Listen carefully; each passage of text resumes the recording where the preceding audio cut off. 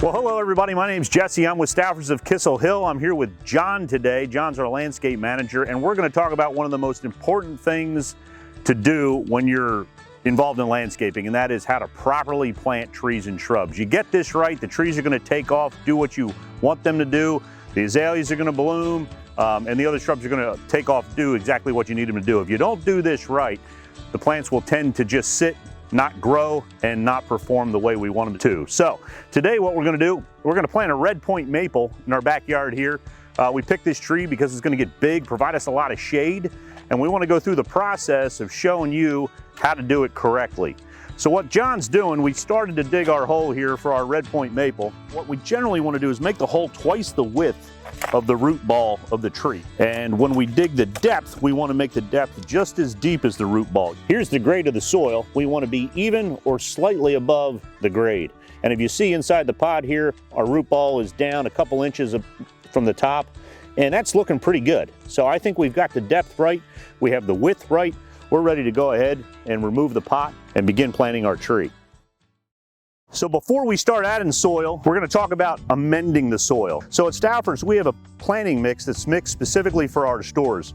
It's composted bark fines, peat moss, some compost as well. And what we recommend is blending 50% Stauffers professional planting mix with the indigenous soil you dug out of the hole. So as you take a look at these roots, you can tell that this tree's been in this container for quite a long time. Those roots have come out, they've hit the edge of the pot, and they are encircling this root mass. So we need to do a lot of work to this root mass right now by doing some root pruning. And what we want to do is prune the roots. By cutting these roots, we're going to force them to then grow out into the surrounding soil. If you don't do this, your tree is going to have a very limited chance of surviving. That root ball has now been scored, fluffed out, roots sticking in the direction we want them to go. Now what we want to do is retest our depth. We took some dirt out of here. Let's make sure that our hole is still the right depth. Here's our grade, here's our root ball. We're slightly above grade. That looks really good. So before we plant our tree, we're going to go ahead and treat the tree roots and the surrounding soil in the hole with Biotone Starter Plus. This is an enzyme that's going to attach to the tree roots and to allow them to root quickly, take up the nutrients they need to thrive and survive for us. So for the size plant that we had a 7-gallon tree that we're planting here. Following the directions, we're going to put about 3 cups on and around that root mass and in the hole so that this tree can take off and root right away.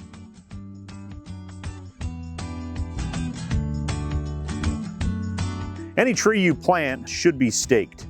Thunderstorms will hit it, winds will hit it, and they'll blow it crooked or simply just blow it right out of the ground. That tree needs time to stand there, be held up so that it can root into the surrounding soil, grab a hold, take hold, and eventually within a year, we can take those stakes off.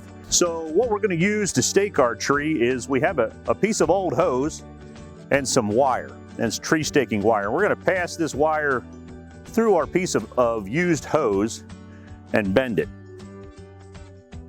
Once we have it bent, we're gonna go through a couple branch sets up from the open trunk of the tree. And we're just gonna pass this through there.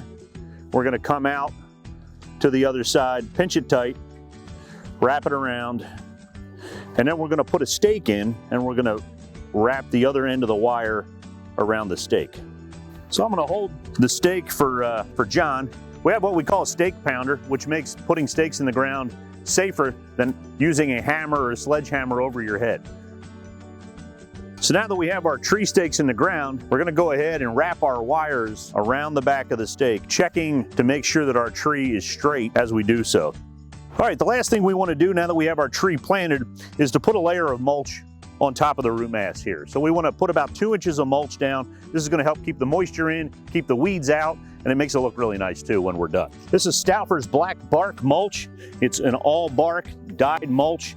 It packs really tight, doesn't blow around in the landscape, and it looks good.